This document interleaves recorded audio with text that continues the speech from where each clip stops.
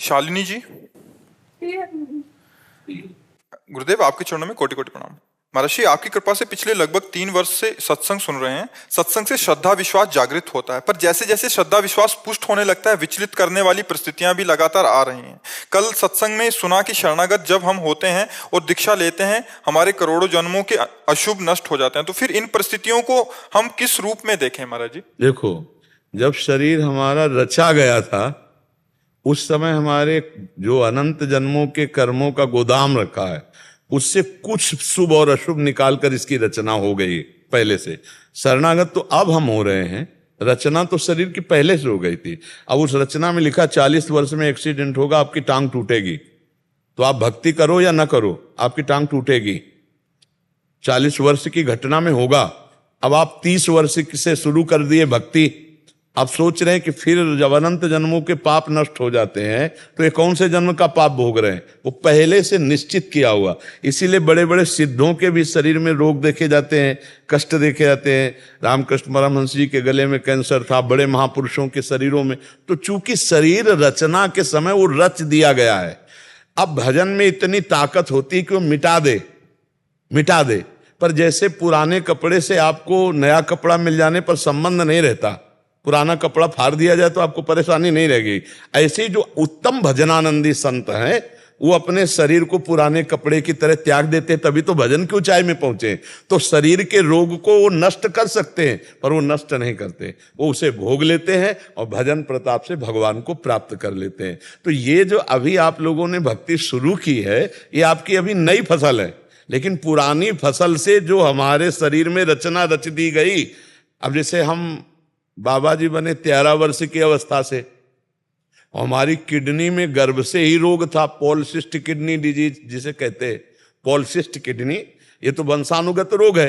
अब हमें क्या पता, 35 साल बाबा जी के बनने के बाद हमको वृंदावन में जब दर्द हुआ, जांच करे तो बोले पॉलिसिस्ट किडनी। अब भोगना पड़ रहा है।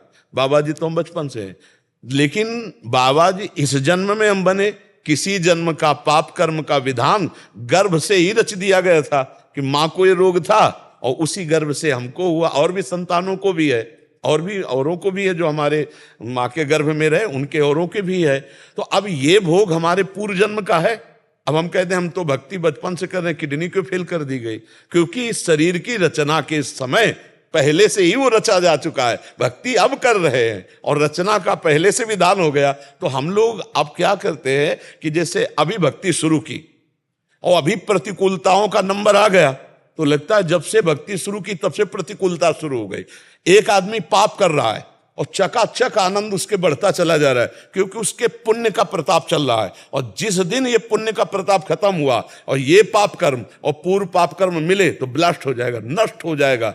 ऐसे ही भक्त का, अब जैसे आप भक्ति शुरू किए हो, आपका पाप कर्म का हिसाब चला, अब आपको कदम कदम पे विपत्ति, तो लग रहा है भक्ति का फल क्या है, लेकिन चुपचाप सह लो। ये नवीन भक्ति का फल और पुराना पुण्य जब लागू होगा और दोनों मिश्रित होंगे, पाप नष्ट हो जाएगा, तो जय जयकार मच जाएगी, आनंद फैल जाएगा, चारों तरफ से अनुकूलता ही अनुकूलता दिखाई देगी। पर हम लोगों को ये ज्ञान ना होने के कारण हम लोग सोचते हैं कि वो पाप कर्म करता है, शराब पीता है, व्यभिचार करता है और बड़े मौज से रह रहा है।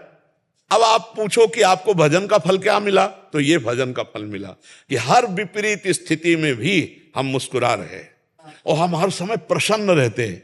भगवान की शरण में है ना, न मृत्यु का भय है, ना किसी बात की चिंता है, ना कोई, तो एकदम एक आनंद। हमारा दिमाग स्वस्थ है, शरीर अस्वस्थ है।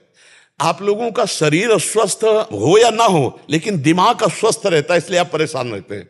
शरीर भले माना कि स्वस्थ है, लेकिन आप चिंता, शोक, भय, इसलिए तो अध्यात्म में हमें क्या मिला?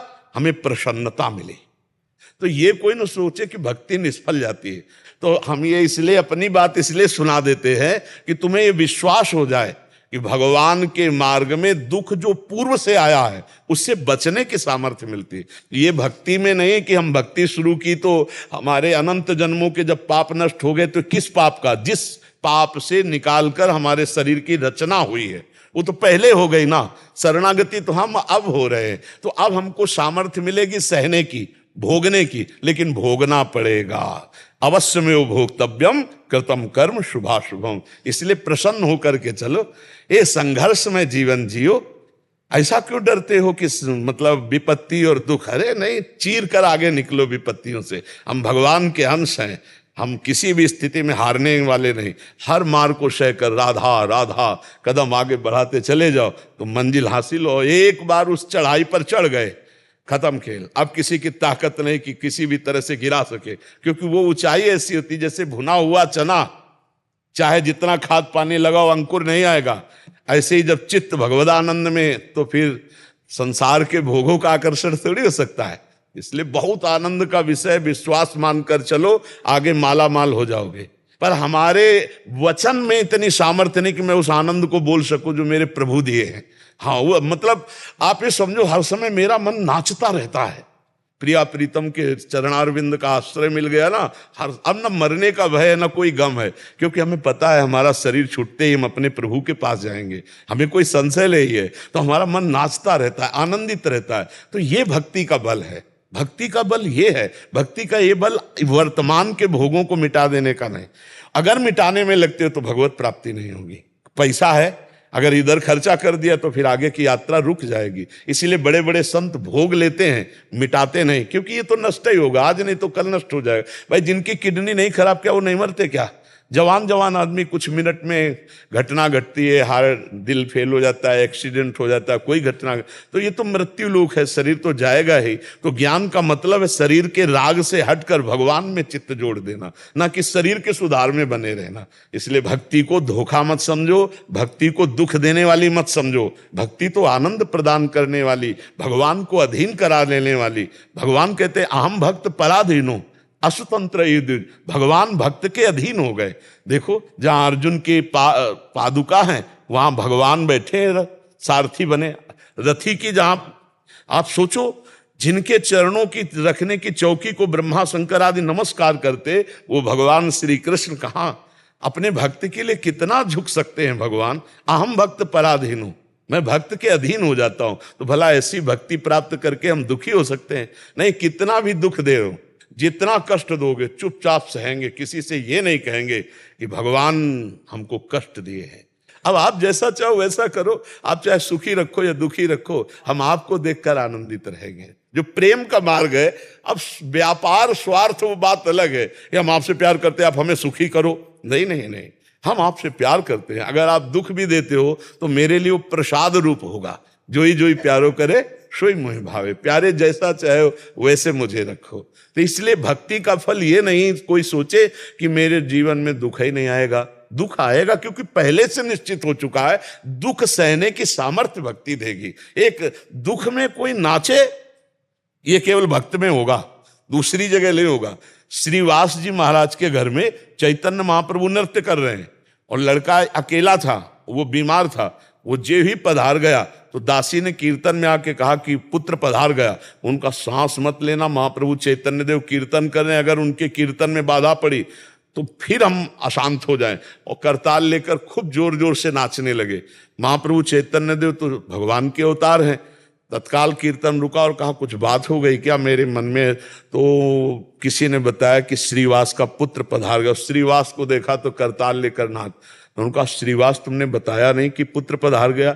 बोले प्रभु मुझे इतना आनंद हुआ कि आप स्वयं नृत्य कर रहे हो, जीवात्मा शरीर छोड़ रहा हो, सीधे श्री हरि को प्राप्त हुआ। इससे बढ़कर लाभ और क्या हो सकता है? और फिर नाचने लगे।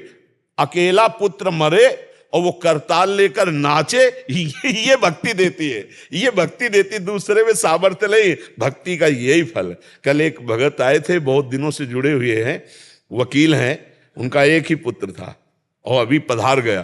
तो वो आके यही कह रहे थे कि आपको कैसे बताऊं, सत्संग ने मुझे कैसे बचाया, नाम जप ने मुझे कैसे बचाया। नहीं, ये दुख मैं नहीं झेल पा सकता था। मान लो बड़े वकील हैं और इसके बाद जितना अर्थ कमाया वो सब पुत्र के लिए, और पुत्र चला गया, अब जीवन में क्या रह गया? फिर भी वो प्रसन्न है, फिर भी वो संतुष्ट है, क्योंकि वो भगवान के विधान को जान रहे हैं और सत्संग सुन रहे हैं। तो भक्ति हमें सहन करना सिखाती है। भक्ति हमें सहन करना सिखाती है। ये हमारे पूर्व जन्मों से जो निकला हुआ हिस्सा है वो है, और जो गोदाम जमा है उसमें आग लग जाएगी। सन्मुख होए जीव मुई जमहि, जन्म कोट यज्ञ नासो तबहि, उसमें आग लग गई, पर ये भोगना पड़ेगा। इसलिए विवेक पूर्वक चलो, भक्ति में अश्रद्धा मत करो, ये भगवान को भी अधीन करने वाली है। और तो बात जाने दो, सुमिर पवन सुत पावन नामू, अपने बस करी राखे राम। जतेंद्र सिंह जी बरेली से। राधे राधे महाराज जी। महाराज जी, मन चाहता है कि दास भाव से प्रिया प्रीतम की लीला में प्रवेश मिले, इसके लिए मन व्याकुल है, परंतु बुद्धि कहती है कि पहले अपने आत्म स्वरूप को जान, तभी तो लीला अपने में आप जान जाओगे। इसके रास्ते में जान लिया जाता है। अगर लक्ष्य बनाओगे आत्म स्वरूप का जानना, तो जन्म लग सकते हैं, कई जन्म लग सकते हैं। और अगर लक्ष्य बनाओगे प्रिया प्रीतम की प्राप्ति, तो रास्ते में हो जाएगा स्वरूप बोध, रास्ते में हो जाएगा, अपने आप चलते चलते बोध हो जाएगा। जब हम प्रिया प्रीतम में, तो हमारी आत्मा ही तो प्रिया प्रीतम है, कोई और थोड़ी, तो अपने आप अनुभव हो जाएगा। जैसे दर्पण रखा है तो हम दो देख रहे हैं, दर्पण हटा ले तो आप ही हैं केवल। तो ये माया का जो प्रतिबिंब अंतःकरण में है, इसीलिए हमें द्वैत भास रहा है। और माया हटे तो जो है वही अनुभव में आ जाएगा, वही प्रिया प्रीतम है और उन्हीं का अंश आप हो। भेद थोड़ी रह जाएगा, अपने आप समझ में आ जाएगा, आगे चलकर समझ में आएगा। दास भाव से पहुंचते पहुंचते दास खो जाता है और केवल प्रभु ही रह जाते। एक ही तत्व रहता है, दो नहीं रहते। देखो इस दोहे को देखो, ब्रह्म नहीं माया नहीं, नहीं जीव नहीं काल, अपनी ही सुधि ना रही, एक रहो नंदलाल। खोजने चले थे, हम ही खो गए, खोजने वाला ही खो गया, अब वही रह गया एक। जब तक एक ना बचे तब तक सवाल सही नहीं है। एको ब्रह्म द्वितीयो नास्ति, एक परमात्मा, वही एक परमात्मा पर रस प्रिया प्रीतम के रूप में खेल रहा है। हम पहले चिंतन अपना बदलें। हम अपने जानने की कोशिश, मार्ग का होता है अलग, हम अपने जानने की कोशिश करेंगे तो बहुत समय लग जाएगा। हम प्रभु के नाम का जप करें, प्रभु का कीर्तन, वो जना देंगे। सोई जाने जही देहु जनाई, और जानत तुम्हें, अपने आप ब्रह्मबोध हो जाएगा। तुम्हें चिंता की बात नहीं करनी, तुम्हें भजन करना है। अभी राधा बोल रहे हो, अभी शरीर छूटे, अभी भगवत प्राप्ति हो जाएगी। तुम्हें बिल्कुल चिंता नहीं करनी। नाम जप करो, जितना नाम जप करोगे उतने ही आप आगे बढ़ते चले जाओगे। नाम जप सब कुछ है। अरे बहुत आनंद का विषय, अनंत जन्मों से भटकते हुए यार आज रास्ता मिला है, अब छोड़ो मत। खूब नाम जप करो, दूसरों को सुख पहुंचाओ, अपने मन वचन कर्म से किसी को दुख ना दे, और जो हमें दुख दे उसे हम सह ले, भगवत प्रसाद मान कर। तो हम अगर भगवत मार्ग में चलते हैं तो मुझे चिंता नहीं, सब अपने आप आ जाएगा। ब्रह्म बोध आ जाएगा, ज्ञान आ जाएगा, सब हो जाएगा। सहारे हो जाओ, भरोसे हो जाओ। करता रहोगे तो बहुत समय लगेगा, समर्पित हो जाओगे तो सब हो जाएगा। सीढ़ी से चलोगे थक जाओगे, लिफ्ट में बैठो फ्लोर में पहुंच जाओगे, है नहीं? दोनों एक ही साधन है, एक ही जगह जाने के। एक सीढ़ी का है, एक लिफ्ट का है। अच्छा, लिफ्ट वाला परिचय का साधन होता है कि अगर वो मान लो देहाती आदमी है तो सीढ़ी में पकड़ेगा, वो नहीं जान पाएगा कि यहीं कहीं आसपास लिफ्ट है। अगर सीढ़ी है तो लिफ्ट भी है, और लिफ्ट है तो चढ़ना नहीं है, केवल आपको बटन दबाना है।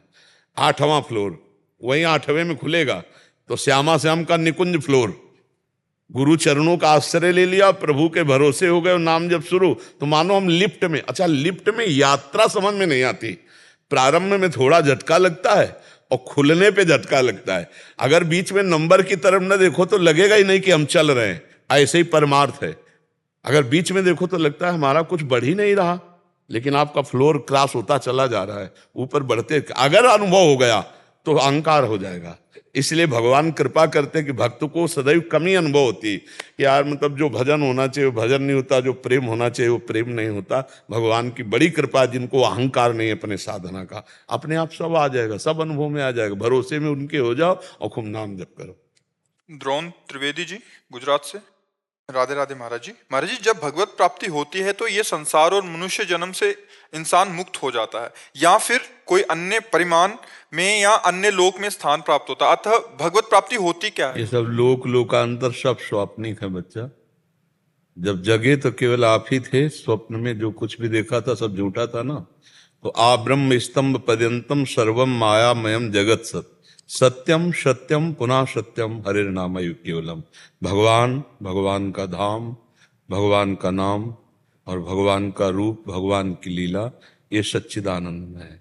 हम उनके अंश हैं, उनकी इस मायाकृत लीला में हम अपने आप को भूलकर देह भाव से काम क्रोध लोभ मोह मद मत्सर इन विकारों के अधीन होकर न जाने कितने गंदे आचरण पापाचरण करते हैं, तो हम शोक दुख भय चिंता इसको प्राप्त होते हैं। अब जैसे परदेश गया हुआ व्यक्ति जब अपने घर आता है तो कैसा सुकून मिलता है, परदेश गया हुआ है, आहा। तो गोस्वामी तुलसीदास जी को जब भगवान श्री राम की प्राप्ति हुई तो क्या कह रहे हैं, कह रहे हैं जाकी कृपा लवलेश ते मतिमंद तुलसी दास हूँ, पायो परम विश्राम राम समान प्रभु नाही कहूँ। बहुत भटक लिया, अब विश्राम मिल गया। क्योंकि जैसे अपने माँ अपने पिता के पास पहुंचने पर एक बच्चे को एक अपार शांति मिलती है, ऐसे अनंत जन्मों से बिछड़े जब अपने भगवान से मिलते हैं तो हमारा विश्राम हो जाता है। हम भगवान के हैं, भगवान के थे, भूल करके हम माया में भ्रमित हो रहे हैं। ये जितना यहां से लेकर ब्रह्मलोक तक रचा हुआ सब माया में। वो भगवत प्राप्ति क्या होती है, भगवान का मिलन कैसा होता है, ये तो जाने मोरी छाती मीरा जी कहती है, मैं कैसे बताऊं, क्योंकि अनिर्वचनीयम प्रेम स्वरूपम, वो अनिर्वचनीय। ज्ञान बघारना प्रवचन करना ये सब हो सकता है, लेकिन प्रीति, जब प्रीति हृदय से अपने प्रीतम से होती, प्रभु से होती, फिर जिससे प्यार हो उसकी बात सुनकर, उसके जनों से मिलकर, उसके मिलने की जब चाह हुई और जब वो मिलता है तब कैसा लगता है, ये तो वही जानता है जिसको जिससे प्यार है थोड़ा भी, और फिर उसकी बात, उसकी चर्चा, उसको देखना, उसको सुनना कैसा लगता है। तो बोले गोस्वामी जी कह रहे कामी नारी प्यारी जिम लोभी जिम प्रिय दाम तिम रघुनाथ निरंतर प्रिय लागो मोहिराम। तो ये लोक लोकांतर सब जितने सब माया में हैं, हम भगवान के हैं। हमें भगवान जब तक नहीं मिलेंगे तब विश्राम नहीं मिलेगा। देखो रुपया कमा लो, पढ़ लिख के डिग्री नौकरी पद, लेकिन मरना है। जब शरीर ही छूट जाएगा तो फिर हमारे ये सब किस काम आएगा, हमारे साथ यहाँ किस तो कुछ जाएगा नहीं, ना प्रधानमंत्री का पद, न राष्ट्रपति का पद, न ब्रह्मा का पद, यहां से लेकर ब्रह्मलोक तक परमेष्ठी पद सब परिवर्तनशील है। अलग अलग तपस्वी जाकर के ब्रह्मा बनते हैं, अलग अलग देवराजेंद्र बनते हैं। ये कब तक हम भोगते रहेंगे माया का नाटक। हम अपने घर जाना चाहते हैं, प्रभु से मिलना चाहते हैं। अब प्रभु पराये लग रहे हैं, देखो माया का ऐसा खेल, प्रभु पराये लग रहे हैं और संसार अपना लग रहा है, ये संसार सत्य लग रहा है। पर इसी बात को मिटाने के लिए अध्यात्म है। जब हम अध्यात्म मार्ग में चलते हैं, भजन करते हैं, तो हमारा हृदय बड़ा लुजलुजा हो जाता है, प्रेमी हो जाता है। वही हृदय जब भगवान की तरफ जाता है तो उनकी कथा सुनकर, उनकी बात सुनकर, उनकी कृपा सुनकर हमारा हृदय समर्पित हो जाता है। जहां समर्पित हुआ तहां मायामल का नाश हुआ। एकदम आनंद, हमारा स्वरूप आनंद में, हमारे प्रभु तो आनंद समुद्र हैं ही। तो उसको कहीं जाना नहीं, उसको अपने प्रभु के पास जाना है। कि जितने लोक लोकांतर है सब मायाकृत हैं, सब महाप्रलय के समय इनका विनाश होता है। भगवान, भगवान का धाम, भगवान की लीलाएं ये अनंत असीम महिमामय है। यहाँ कालातीत है, यहाँ काल का प्रवेश नहीं, क्योंकि काल के महाकाल स्वयं भगवान है। तो उनके धाम को, उनकी महिमा को, तो हमारा लक्ष्य बनना चाहिए भगवान से मिलना। ये हर जन्म हो गए, सब कुछ भोग लिया, सब इस बार भगवान को देखेंगे कैसे हैं भगवान, कौन है भगवान। तो इसलिए हम कहते हैं नाम जप करो, सत्संग सुनो, दूसरों की सेवा करो, किसी को दुख मत पहुंचाओ, क्योंकि सबके हृदय मंदिर में वो गुप्त रूप से बैठे हैं। जब वो प्रसन्न हो जाएंगे तो आपके हृदय में ही प्रकट हो जाएंगे। हृदय में प्रकट हो गए तो अपार आनंद, बस वो वाणी के द्वारा नहीं बताया जा सकता। वो कोई रुपया पैसा वाला बाहरी पदार्थ वाला आनंद नहीं है कि जिसे आप व्याख्या कर सकते हैं।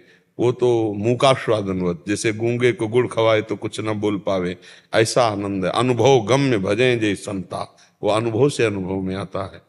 वो किसी वाणी के द्वारा बताया नहीं जा सकता, वो लिखा पढ़ी वाला नहीं है, वो एक अनुभव का आनंद है। इसलिए खूब नाम जप करो, गंदे आचरणों का त्याग करो, और सब में भगवान है पक्का।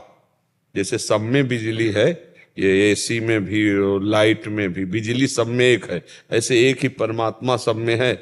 अलग अलग स्वभाव के कारण अलग अलग पहचाना जाता है, कोई दुष्ट है, कोई महात्मा है, कोई अच्छा है, कोई बुरा, लेकिन परमात्मा सब में एक है। हम किसी को दुख ना दें, हमें जो दुख दे उसको भी हम सुख देने की भावना करें तो माया पर जीत जाएंगे, हम भगवान को प्राप्त कर लेंगे। समझ पा रहे हो आप? बहुत से प्रश्नों के उत्तर मिल गया मुझे, बहुत से प्रश्न को। जीवन का अगर समाधान चित्त का हो जाए तो परम लाभ मिल जाए। जीवन का जो परम लाभ है चित्त का समाधान हो जाना, शांत हो जाना। मैं आया था 2 वर्ष पूर्व, मेरे पिताजी गुजर गए थे जी तो हृदय काफी विचलित रहता था जी। लेकिन आज जी शांत हो। चित्त का समाधान हो जाना ही जीवन का लाभ है। चित्त प्रसन्न संतुष्टायन के न्वा, ज्ञान के द्वारा, अध्यात्म के द्वारा ही हो सकता है, क्योंकि बाहरी शत्रुओं को बलपूर्वक मारा जा सकता है, लेकिन आंतरिक शत्रुओं को अध्यात्म ज्ञान के द्वारा ही मारा जा सकता है। आध्यात्मिक शत्रुओं से हम खोखले हो रहे हैं, काम क्रोध लोभ मोह मद मत्सर संशय नाना प्रकार के हैं। ये अध्यात्म बल से ही इन पर हम विजय प्राप्त कर सकते हैं। देखो, अध्यात्म बल होगा तो आप अपने परिवार से दूर रहते हुए राष्ट्र सेवा में भी प्रसन्न रहेंगे। अगर अध्यात्म बल नहीं होगा तो आपका हृदय अंदर जलता रहेगा। विविध प्रकार की ममताएं हैं, आसक्ति हैं, विविध प्रकार की कामनाएं हैं जो केवल संसार की तरफ आकर्षित करने वाली है। एक तरफ राष्ट्र सेवा है, दूसरी तरफ परिवार की प्रीता है, और अंदर की कुछ जरूरतें हैं, कामनाएं हैं, तो इनसे लड़ना बड़ा कठिन हो जाता है। वही चीज कि हम बलपूर्वक बाहरी शत्रुओं का मर्दन कर सकते हैं, लेकिन आंतरिक शत्रुओं का मर्दन करने के लिए हमें अध्यात्म बल चाहिए। अगर अध्यात्म से जुड़े रहे तो अध्यात्म का फल ही है शांति, और जहाँ शांत है वहीं आनंद है, और जहाँ अशांत है तो अशांतस्य कुतः सुखम, अशांत आदमी सुखी नहीं रह सकता, सब कुछ होने पर भी सुखी नहीं रह सकता। आपका गर्व का विषय कि आप हमारे राष्ट्र सेवा में हैं, गर्व का विषय कि एक जैसे सन्यासी त्यागी होता है ऐसे आप त्यागी हैं, आप भी एक संत हैं। आपको चाहे जहां लगा दिया जाए, कई कई महीने परिवार से रहित होकर, परिवार के संग से, परिवार के प्यार से रहित होकर, आप शरीर को कष्ट में डालकर आप हमारी सेवा में, राष्ट्र सेवा में, ये बहुत बड़ी बात है। पर इसके लिए अध्यात्म बल चाहिए। अध्यात्म अगर आप सुन रहे हैं, देखो आप खुद कह रहे हैं कि हमारे बहुत से प्रश्नों का समाधान हो गया, और नाम जप करते रहिए। नाम जप एक बहुत बड़ी सामर्थ्य है। अगर हम राधा बोले और अभी प्राण निकल गए तो हमें भगवान मिल जाएंगे। हम कृष्ण बोले, हरि बोले, राम बोले, जो प्रिय हो, भगवान नाम जप करें और सत्संग सुनते रहें, तो उससे हमें आंतरिक शत्रुओं से लड़ने का बल प्राप्त होता है। हाँ, और अभी एक आर्मी के जवान ने प्रश्न किया था बीच में भी कि हम तो राष्ट्र सेवा में रहते, लेकिन हमारे बच्चे, हमारा परिवार, उनकी बीच में उपस्थित ना होने के कारण उनकी आदतें बिगड़ जाती हैं, उनका जीवन बर्बादी की तरफ चला जाता है। क्योंकि हम तो राष्ट्र सेवा में हैं, अब हमारे परिवार का जो गाइड करने वाला है वो तो कैसे, तो भगवान। तो हम ऐसा ही निश्चय करें कि अपने जीवन को तो हमने राष्ट्र सेवा में दे दिया, और भगवान का चिंतन करते हैं तो भगवान मेरे परिवार का भरण पोषण करेंगे, और भगवान उनकी बुद्धि को शुद्ध करेंगे। भगवान ही तो ड्राइवर है ना। जैसे अर्जुन के रथ के सारथी बने ना, ऐसे हमारी खोपड़ी में बैठ गए तो लाखों का कल्याण करवा देंगे। ऐसे आपके परिवार की खोपड़ी में बैठकर वो सतमार्ग में चला देंगे। दृढ़ विश्वास रखे, भगवान पर विश्वास रखे। ठीक है, अभी हम कर्म प्रधान में चल रहे हैं, धर्म के लिए मेरे पास संभवतः वक्त नहीं। इसी को धर्म बना लीजिए। अपने कर्तव्य को पूजा बनाकर, भगवत स्मरण परायण रहकर, धर्म पूर्वक जो आपका कर्तव्य है उससे ना नीचे उतरे तो यही धर्म हो जाएगा। लेकिन इस मार्ग में कष्ट बहुत आते हैं, क्योंकि किसी भी मार्ग में कष्ट क्यों नहीं आते? आप कौन सा मार्ग में बताओ जिसमें कष्ट लो? हर मार्ग में कष्ट है और हर मार्ग में सुख है। बराबर कष्ट ही रो ऐसा भी नहीं है, और बराबर सुख भी हो ऐसा नहीं। आप यहां से लेकर के किसी भी पद का नाम लीजिए जिसमें बराबर सुख हो, ऐसा नहीं है। हम तो हर पद वाले से मिलते हैं, सबकी समस्याएं होती है। लेकिन मौजूदा समय में महाराज जी ऐसा प्रतीत होता है कि जो मार्ग से थोड़े कुमार्गी हो गए हैं उनको ज्यादा मतलब तरक्की कह लीजिए या नहीं, उनकी जैसे फांसी की सजा देने वाले को अंतिम इच्छा पूछी जाती है ना, ऐसे उनकी अंतिम इच्छा होती है। आप ये भी बात समझ लीजिए, ऐसे धोखे में फंसा के मारे जाते हैं जिनका उत्तर नहीं होता। जो हम अधर्माचरण करते हैं उससे जो हमारी उन्नति होती है वो हमारे नाश का कारण बनती है, सुख शांति का कारण नहीं। इतना आप जरूर प्रार्थना समझ लीजिए कि आज ठीक है आप चैन में हो, लेकिन बाहरी। कल आपको बेचैन करने के लिए वो जो इधर उधर हुआ है वो आपको इधर उधर कर देगा। आप जो धर्म से चलोगे तो हो सकता है आपके खिलाफत करने वाले हों, आप वो सुख सुविधाएं नहीं ले पाओगे जो आप अपने पद से ले सकते हो, लेकिन आपके अंदर एक सत्य होगा, एक धर्म होगा, एक निर्भयता होगी। इस पे मतलब कभी मत डिगना। हाँ, इस पे कभी मत डिगना। सुविधाओं के लिए जीवन नहीं है, राष्ट्र के लिए जीवन है और धर्म के लिए जीवन है। तभी आप आध्यात्मिक उन्नति भी कर लेंगे। लौकिक उन्नति ज्यादा दिन नहीं टिकती, सब दिन होत ना एक समान। अगर धर्म से चलोगे तो धीरे धीरे धीरे धीरे कुल परंपरागत सुखी रहोगे, और अधर्म से चलोगे तो एकदम हो सकता है हेलोजन की तरह चमको, पर फ्यूज जरूर हो जाएगा, ये जरूर आता है। तो आप अगल बगल मत देखिए, आप अपने को धर्म पूर्वक चलाइए और आनंदित रहिएगा, स्वस्थ रहिए और हमारे राष्ट्र की सेवा कीजिए। धन्यवाद, धन्यवाद। राधे राधे। आप उठने की कोई जरूरी नहीं है। नहीं नहीं महाराज जी, हमारे आप उठने की कोई जरूरी नहीं। अहो भाग्य, आप कृपा करके दर्शन मुझे ये क्या है? हमारे स्वामी को आप गुरु पद पे हम तो रामानुज संप्रदाय हैं, जी। विशिष्ट अहोबिल मठ शिष्य। अहो भाग्य। I wanted to see for a long time. Hindi तो थोड़ा मालूम है, लेकिन आप तो अंग्रेजी अच्छी तरह जानते हैं इसमें। नहीं, अंग्रेजी हमारे बच्चे जो अंग्रेजी पढ़े, हम तो ज्यादा अंग्रेजी शब्द ले जाते। हिंदी तो मुझे थोड़ा मालूम है जी। थोड़ा माने जब छोटा लड़का था 7 साल से हिंदी, 7 साल हिंदी पढ़ने था जी। 6th ग्रेड से 12th ग्रेड तक। जी। फिर उसके बाद 50 साल हो गए, 65 में 12th ग्रेड हो गई। आप विराजी है बाबा जी, आप विराजी। हाँ, आप संग्रहण करे तब हम बैठते हैं। आप पहले आप हमसे सीनियर हैं। कृष्णा महाराज जी, अब बैठिए। कृष्ण कृष्ण, अब बैठिए ना। आपका तबीयत को क्या होगी? किडनी हमारी जन्म से माता के गर्भ से एक रोग होता है पॉलिसिस्ट किडनी। तो 35 वर्ष की अवस्था तक स्वस्थ रहे, फिर इसके बाद वो प्रकाशित हो गई। तो अब तो 18 वर्ष लगभग हो गए इस रोग से ग्रसित। अब आज जैसे अतरे दिन डायलिसिस होता है, तो वो इसलिए आप आज फिर अभी डायलिसिस होगा जाके। हम तो कैंसर को रेडिएशन और रेडिएशन ऑन्कोलॉजी में हम काम। आप पहले डॉक्टर थे महाराज जी, 30-40 साल डॉक्टर रहे हैं, अब यूएसए में रहते हैं और फिर संन्यास ग्रहण। हमारे लिए तो सिर्फ एक ही है, मेरे तो गिरधर गोपाल दूसरा है। और हमेशा यही बताते हैं इन सब लोग को, भक्ति ही अव्यभिचारिणी योगेन अव्यभिचारिणी। जैसे भगवद गीता में कृष्ण कहते हैं, माम चयो अव्यभिचारेण भक्ति योगेन सेवते। तो अव्यभिचार भक्ति ही हमारा आचार्य ने हमें सिखाया जी। माने जो भी हो, दूसरा देवी देवता कोई नहीं हो सकता ना। तो शंकरश्चास्म रुद्राणु जी। और ये विचार विस्तृत कर लिया जाए कि दूसरा कोई है ही नहीं। नो, वो तो है, लेकिन वो तो मोक्ष नहीं दे सकते। नहीं, हमको ये देखना है, आगे नहीं जाना। हमको इतना देखना है कि मत्ता परतरम नान्यत किंचित अस्ति धन। किंचित अस्त्रे उठो, तुम जानते हो ना, बोलो। मत्त परतरम किंचित नान्यत अस्ति धनंजय मयि सर्वमिदं प्रोतम सूत्रे मणिगणा इव। अब हमको जाना ही नहीं किसी देवता का, हमको जानना ही नहीं। जब मेरे तो गिरधर गोपाल, तो दूसरों ना कोई। इसके 2 अर्थ कर लीजिए। भाऊ जी, एक मिनट जी। ये सब लोग आपको सेवा करते हैं ना, वैसे ही ये देवी देवता सब उसको सेवा करते हैं जी। क्योंकि इवन ये लोग तो बहुत पागल है जी।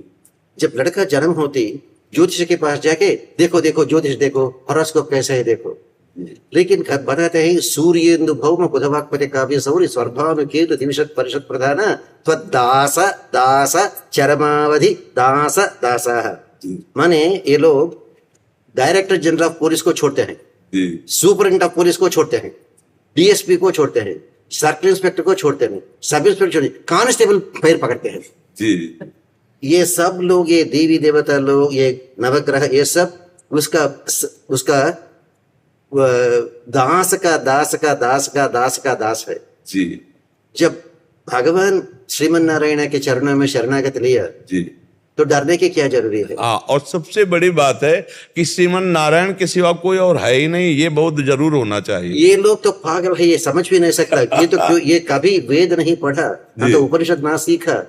उपनिषद में एकदम पूरा बताते हैं, निष्कलो निरंजनो निर्विकल्पो निराख्यातः शुद्धो देव एको नारायणः न द्वितीयोस्ति कश्चित्। जी अगर भगवान को चंदन लगाते हैं, ये फिंगर से लगाना, ये फिंगर का नाम है, ये लेडीज तो बताते हैं रिंग फिंगर।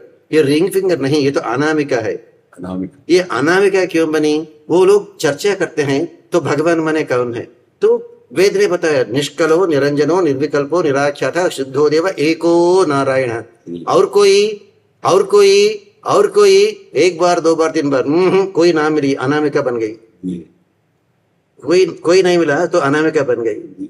तो हमारा संप्रदाय में, वैष्णव संप्रदाय में, अगर वैष्णव दीक्षा लेने के बाद गोश्त मांस नहीं खाना, मांस भक्षण नहीं करना, ना तो दारू नहीं पीना, ना तो प्याज लहसुन भी नहीं खाना, लेकिन वो पाप करने पर भी भगवान आपको शिक्षा देते हैं, दंडन देते हैं, लेकिन मोक्ष इनकार नहीं करता। अगर अन्य देवता पूजा किया तो मोक्ष तुरंत ही इनकार करेगा। माने जब शरणागति करते हैं, अहम त्वा सर्व पापेभ्यो मोक्षयिष्यामि मा शुचः, वो भगवान के पास जैसे कंप्यूटर में डिलीट बटन है। हमारा जो संचित कर्म है, आने वाले हजारों जन्म का अनुभव करने का संचित कर्म, वो सब एक फोल्डर में रखा है। एक वो फोल्डर, तुरंत ही फोल्डर को ही डिलीट करते हैं। जी जी। जब अन्य देवता पूजा करते हैं, वो भगवान के पास अंडू बटन भी है, मतलब वो रिवर्स करेगा। वो संचित कर्म पूरा आके अपना अकाउंट में फिर जमा होगी। तो फिर गधा बनना, सुअर बनना, कुत्ता बनना, न तो पेड़ बनना। ये लोग ऐसे क्यों नहीं सोचता? आजकल एक अश्वमेध याग करने को आप जानते हैं, लगभग 100 करोड़ 100 करोड़ रुपया चाहिए। वैसे 100 अश्वमेध याग किया तो वो इंद्र बनेगा। क्यों? अरे इसको ये बीबी तो हमेशा बीबी से बोर होगी, उधर जाए तो रंभा, उर्वशी, मेनका, तिलोत्तमा से नाच कर सकते, गाना कर सकते, इसलिए इंद्र बनते हैं। इंद्र 100 अश्वमेध याग करके इंद्र बनने पर भी एक दुष्कर्म किया, उसके आने वाले जन्म सर्प होगी। वो महाराज नहुष का चरित्र सर्प बन गया। और वाल्मीकि रामायण सुंदरकांड में जैसे सीता देवी एक बहुत गर्मी थी, वरंडा में बैठा था, भगवान श्री राम ने उसका गोद में सिर रखे तो आराम लेता, तो कहां से कहीं आई एक कुआ माने क्रो, कौवा, एक कौवा आई, आके उसके ब्रश के ऊपर ऐसा पोक करती, फ्लश लेके जाती है। तो जयंत वो और एक इंद्र का बेटा है। एक इंद्र तो सर्प बन गया और एक इंद्र का बेटा तो कुआ बन गया, क्रो बन गया। और जब भगवान कृष्ण के अवतार में, वो तो 2 साल का लड़का बहुत नाटी था, माँ यशोदा ने उसको बांध दी, तो ऐसे जाके 2 पेड़ के पीछे उसको खींचा, और जब भगवान का चरण स्पर्श हो भी वो दोनों पेड़ गिर गया। आया है नलकुबरा मणिग्रीव, वो तो सबसे धनवान है, कुबेर का लड़का। गजेंद्र मोक्ष में जो वो क्रोकोडाइल है ना, वो तो एक गंधर्व है, हुहु नामक गंधर्व। देवल महर्षि को बहुत तंग किया, वो तो शाप दिया, तुम तो गंधर्व हो, इतना सुंदर हो, इसलिए हमें बहुत fun, you are making fun of us, you are making fun of us माने हाँ, तुम हमें देख के बहुत मजा करते हो। तुम क्रोकोडाइल बनो, तब तुम कितना सुंदर लगेगा देखेंगे। तो एक इंद्र ने तो सर्प बन गया और एक इंद्र का बेटा तो कुआ बन गया। कुबेर का लड़का लोग तो पेड़ बन गए, वृक्ष बन गया, और एक गंधर्व ने क्रोकोडाइल बन गया, मकर बन गया। तो भगवान मोक्ष देना है तो वो पतिव्रता भक्ति ही चाहिए।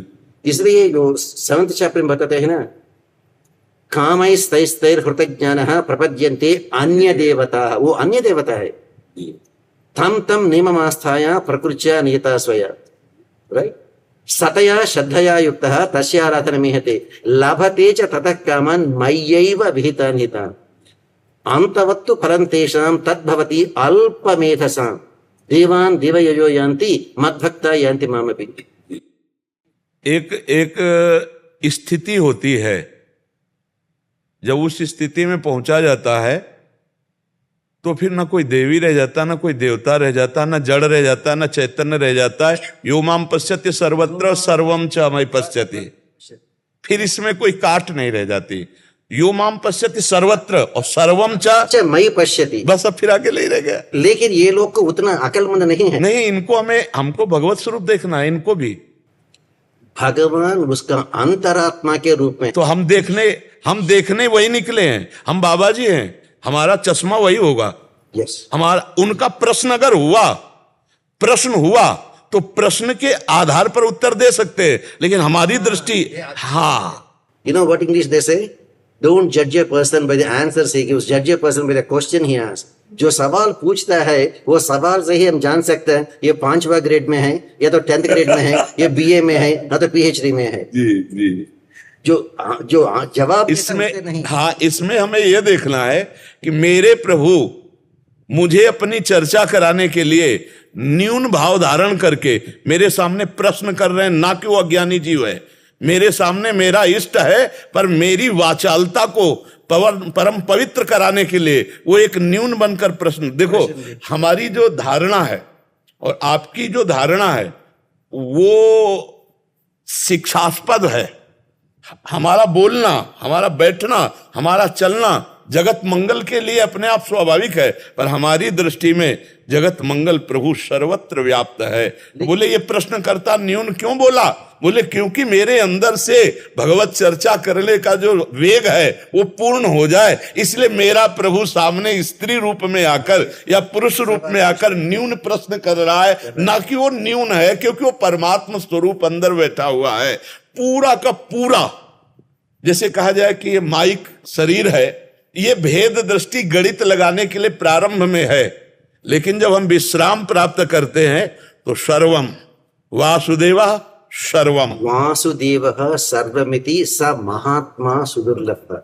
लेकिन वो इतना आसान से नहीं मिलती। बहुराम जन्मनामन्ते हो गए, ज्ञानवान माम हो गए, बहुत जन्म हो गए, बहुत जन्म अब नहीं होने, बहुत जन्म हो गए, ये आखिरी जन्म है। और इसी जन्म में वो बहुत जन्म की पूर्णता है, इसी मिनट में बहुत जन्म की पूर्णता है। बस हम स्वीकार कर लें, हम बहुत जन्मों के लिए रास्ता नहीं रखेंगे, हम इसी मिनट में अनुभव करना चाहते हैं, इसी सेकंड में अनुभव करना चाहते हैं। और हमारी जितनी प्रबल इच्छा होगी उतनी जल्दी परमात्मा तत्व का हमें अनुभव हो जाएगा। केवल इच्छा से परमात्मा प्राप्ति, केवल इच्छा से, केवल इच्छा से प्रबल लालसा प्रकट हो जाए आप गुरुजनों के संग से भगवत प्राप्ति की, तो उसी क्षण भगवत प्राप्ति हो जाए, क्योंकि वो प्राप्त है। लेकिन लोग तो विद्या विनय संपन्ने ब्राह्मणे गविहस्तिनी शुनि चैव श्वपाके च पंडिता समदर्शन नहीं कर सकता जी। तो इसलिए भगवान ने बताते हैं ये शरणागति के बारे में। हमारा आचार्य लोग बताते हैं जो शरणागत किया उसको जरूर यही जन्म के बाद ही मोक्ष मिलेगी। ये तद देहावसाने माम त्वत्पादम प्रापय स्वयं। वाल्मीकि रामायण में सीता देवी ने वचन दी, पापानां व शुभानां व वधार्हाणां प्लवंगमः कार्यम करुणमार्येण न कश्चित नापराध्यति। महाराज जी, क्या वैष्णवजन मोक्ष को सम्मान देते हैं? क्या बात? और एक बार बोलिए। क्या वैष्णवजन जो भगवत प्रेमी जन है, हमारे तो समझ में आता है दीयमानम न ग्रहणन्ति बिना मत सेवनम जनाहा, राइट, वो लोग तो मोक्ष भी नहीं चाहते। वही राइट, अब आप बोलेंगे राइट। वैकुंठ वासेपि न मे अभिलाषा वैकुंठ वासेपि न मे अभिलाषा, वो तो सच है। इसीलिए एक आಳ್वार कुलशेखर आಳ್वार मुकुंदमाला में कहते हैं दिवि वा भुवि वा नरको वा नरकांतक प्रकामम अवधीरित शारदारविंदौ चरणौ ते मरणेपि चिंता। बस बस खास बात है वही अच्छी बात है। जो जो जो जो सच्चा प्रपन्न है, जो सच्चा शरणागति किया, वो भगवान के वैकुंठ को भी नहीं चाहता। इसलिए एक आಳ್वार और एक आಳ್वार ने बताया, वो और एक ज्यादा और थोड़ा ऊपर ही चल गए। वो क्या बताया? कण्णिनुन शिरुत्तांबिनाल कट्टुन्न पण्य पेरुमायन एन अपनिल। हे कृष्णा, जो यशोदा माँ आए आपके दामोदर बन गया, ऐसे रस्सी बांधा, मुझे वो कृष्णा भी नहीं चाहिए। मेरा आचार्य पुरुष जो है ना, मेरा आचार्य पुरुष की सेवा करने से ही मुझे मोक्ष नहीं, वो मोक्ष देवता सामने के बैठे रही है। बिल्कुल। जो आचार्य का सेवा करता हूँ वही बस है बताया। अपने इष्ट में का अनुभव गुरु रूप में, गुरु का अनुभव इष्ट रूप में, तो द्वैत का भाव ही नहीं रह गया। तो फिर वहां कृष्ण और आचार्य में भेद ही नहीं है। अभेद तत्व का जब दर्शन हुआ तो इसलिए वो विनोद में कह रहे हैं वही कृष्ण आचार्य हैं, वही आचार्य कृष्ण है, इसमें किंचन मात्र भी भेद ले। बड़ा सुख मिला आपके दर्शन और संभाषण से। अहो भाग्य, वो दिन बड़ा मंगलमय होता है जब आप जैसे संतों का दर्शन और वचन सुनने को मिलता है। हमारा आचार्य बताते हैं यद दिनम हरिकथा सल्लाप पीयूष वर्जितम जी तद्दिनम दुर्दिनम भवेत जी मेघच्छन्ने न दुर्दिनम। जी जी जी जो दिन हम हरि नाम का रस नहीं पा सकते बिल्कुल। वो ही दुर्दिन है, बिल्कुल, बाकी सब नहीं। बहुत कृपा। अच्छा, आपका तबीयत देख। हाँ, बस आप गुरुजनों के आशीर्वाद ऐसा है कि तबीयत शरीर की खराब रहती है और मन प्रभु के चरणों में लौटता रहता है, इसलिए कोई ज्यादा फर्क नहीं पड़ पाता। और आप गुरुजन बस यही आशीष दे कि मन जो है वो हरि के चरणों में बस बैठे आप बैठे, आप उठने की जरूरत नहीं बाबा जी, आप उठने की जरूरत नहीं बाबा जी। बाबा जी आप महान है, आप उठने की जरूरत नहीं। नारायण नारायण नारायण नारायण नारायण। माफ कीजिए, एक बात पूछ सकता हूँ? हमारा संप्रदाय में कन्यास में दंड होते हैं, आप तो शुद्ध गलत संप्रदाय। हमारा राधा वल्लभ लाल जी नवनिवृत्त निकुंज की सहचरी भावापन्न उपासना। आपका आश्रम में नहीं सर, क्योंकि आप भी सन्यासी तो मैं आप चरण स्पर्श कर सकता नहीं नहीं नहीं महाराज जी, मैं आपका दास हूँ, मैं आपका दास हूँ महाराज जी। नहीं, कदापि नहीं, आप गुरुजन हैं तो मैं आपका बिका हुआ दास हूँ। नहीं जी, नहीं, ऐसा नहीं बताता। हमारे वृंदावन के श्यामा श्याम की उपासना है और जो सहचरी भाव है, सहचरी प्रियालाल हम के। भी वही मानते हैं, जग में है दो सुंदर नाम, चाहे राम कहो चाहे श्यामा। श्यामा वो दूसरा श्यामा का मतलब क्या है? एक तो श्यामा है, श्यामा श्यामा, एक तो श्यामा श्यामा श्यामा श्याम, श्यामा जी को राधाजू। अच्छा अच्छा, राधाजू के नामों में श्यामाजू, प्रियाजू, अच्छा, कृष्णाजू ऐसे कहा जाता है। तो श्यामा, प्रियाजू और श्याम लालजू अर्थात श्री कृष्ण राधा। तो श्याम माने राधा भी है? हाँ, वो एक ही चीज है। अच्छा, एक ही चीज है। मैंने सोचा श्यामा श्याम माने ये शाम मतलब ठाकुर जी, जी। वो श्यामा राधा श्यामा आकारांत स्त्रीलिंग राधा श्यामा कौसल्य आकारांत रसो यह परमानंद एक द्विधा सदा श्री राधा कृष्ण रूपाभ्यम तस्मै तस्मै नमो नमः। जो रस स्वरूप परमात्मा है वही दो रूपों में खेल रहा है, प्रिया और प्रीतम, राधा और कृष्ण के रूप में, और उन्हीं के खेल में अपने लोग सेवा परायण है। इसीलिए वो लोग कह सकता है भगवान को भी गाली भी दिया ना। हाँ, बिल्कुल दिया ना। जिसके मन में उतना प्यार है वो ही भगवान को गाली दे सकता है। जी जी जी। हाँ, तो भाई सब डरता है। जी जी। प्यार में डर नहीं है। नहीं जी है, प्यार किया तो डरना। बहुत अच्छा जी, बहुत अच्छा जी। फिर मिलेंगे जरूर जरूर। बहुत आनंद है ऐसे भाषण करने को, जी, जी। क्योंकि समझने वाला भी कोई नहीं है। जी जी जी। इसलिए बताते हैं विद्वान भी विजानाति विद्वजन परिश। बहुत अच्छा जी। राधे राधे। नारायण नारायण नारायण। राधा राधा राधा